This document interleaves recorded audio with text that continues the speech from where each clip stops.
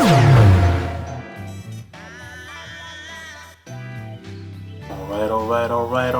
The name is Dale, doing the movie reviews for Tenet and New Mutants. These movie reviews are done on behalf of Audio Liquor Magazine. I haven't done a movie review in a very long time. That's because of the pandemic, the shutdown, and everything getting delayed. As far as movie releases, the last movie I actually saw in the theater was Invisible Man, which was like in February of this year of 2020. So that's a long time for me not to have been to the movies. And I didn't expect to see many folks at the movie theater when I went this past weekend, but it was damn near empty. I mean, I thought I would see pockets of a few people here and there. No. It was like something out of Walking Dead without the zombies. It was empty. In the theater where I saw Tenet, where me and my wife saw Tenet, it was only 2 other people in there with us.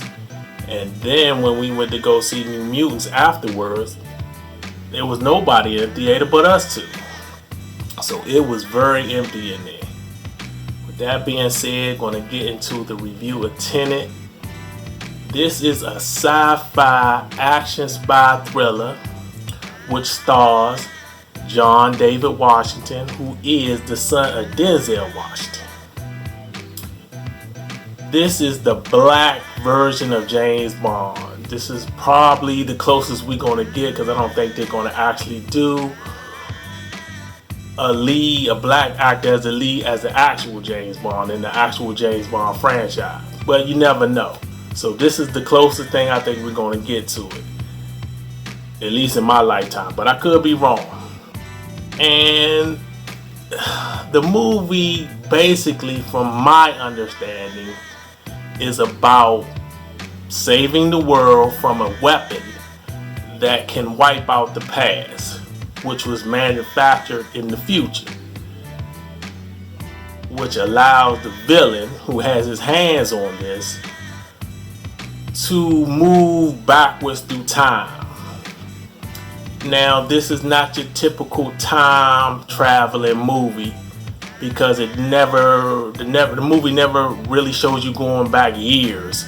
It's more, not even really days, it's more like hours or maybe the day before, that type of thing. That's as far as the movie goes. As far as time travel, it's more about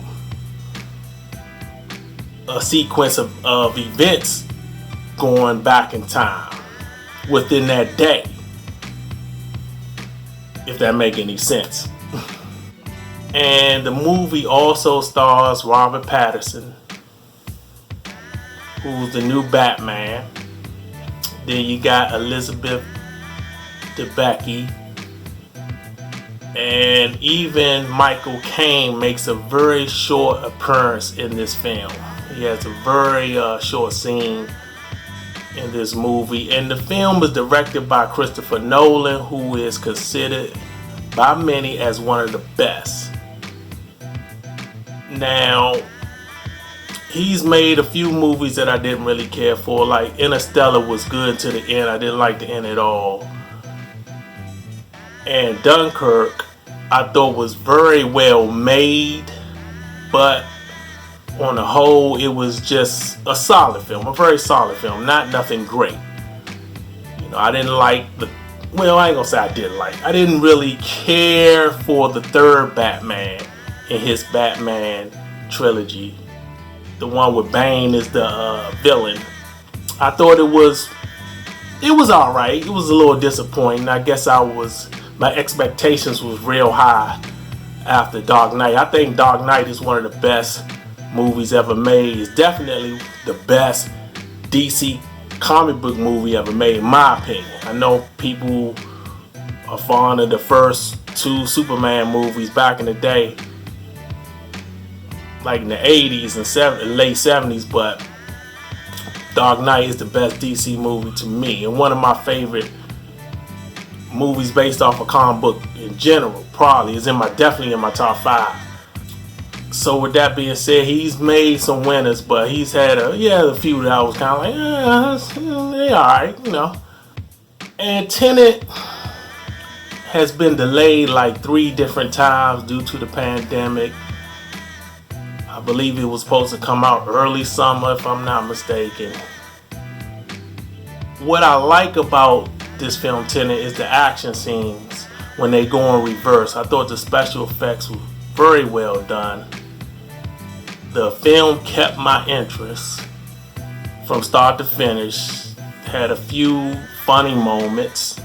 And due to me trying to it kept my interest due to me trying to figure out, not just from the action and how well done the action scenes were made and were executed, but it was me trying to figure out what was going on. The plot and the story can get very confusing at times, and maybe I'm just not smart enough to pick up on it, but this is definitely a movie I have to see again to get a full understanding of what's going on and what was the plot, the full plot of the film. And John David Washington, to me, was not the right fit for the lead role. He wasn't bad by no means, but I kept picturing and imagining other people I thought that would have been a better fit for the lead role. He was good in BlacKkKlansman. I thought he was real good in BlacKkKlansman. He was good in another independent movie that I saw, this independent movie called Monsters and Men, where he plays a cop.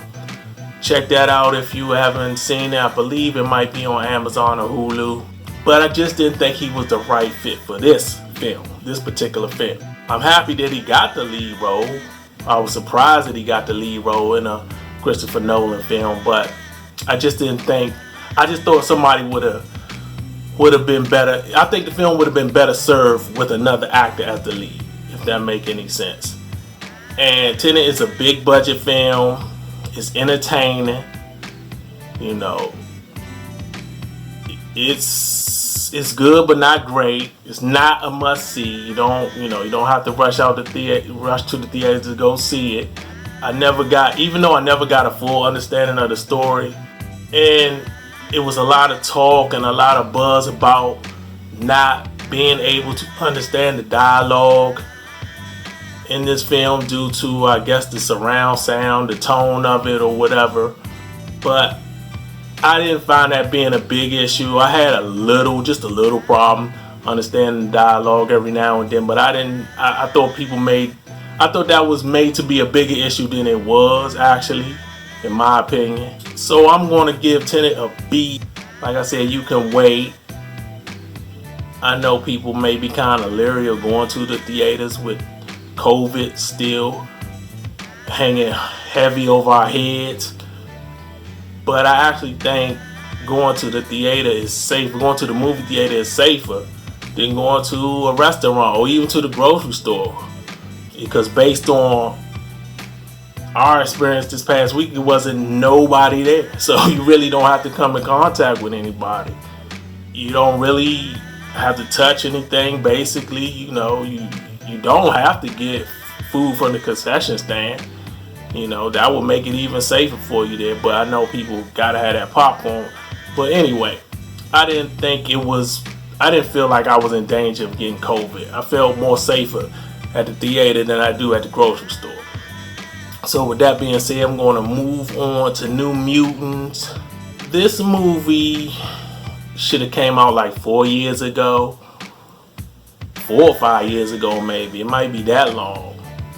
I'm going to say 4 years ago. And this is even before Disney bought all these IPs from Fox. Because New Mutants was originally supposed to be put out by Fox.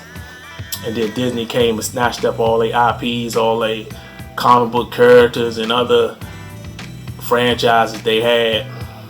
So I was even surprised that they put it out in the theater. I thought it would go straight to Hulu, and that's if it would drop anywhere at all. But the movie is about 5 young mutants who are just discovering their abilities, their powers, should I say, while being held in a secret facility against their will. I'm not going to get into more of the of what it's about. I don't want to spoil anything. But if you don't know what mutants are, they are human beings who are born with extreme ability. Usually they don't find out what their ability is like until their early teens. So this is basically what this is about.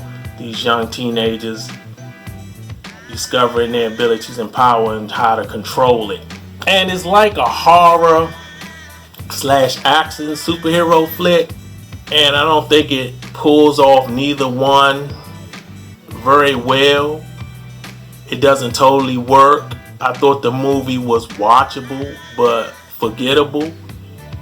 I thought after seeing, hey, they should have just moved it straight to Hulu. It might make some of his money back, but I just thought it was a watchable film that,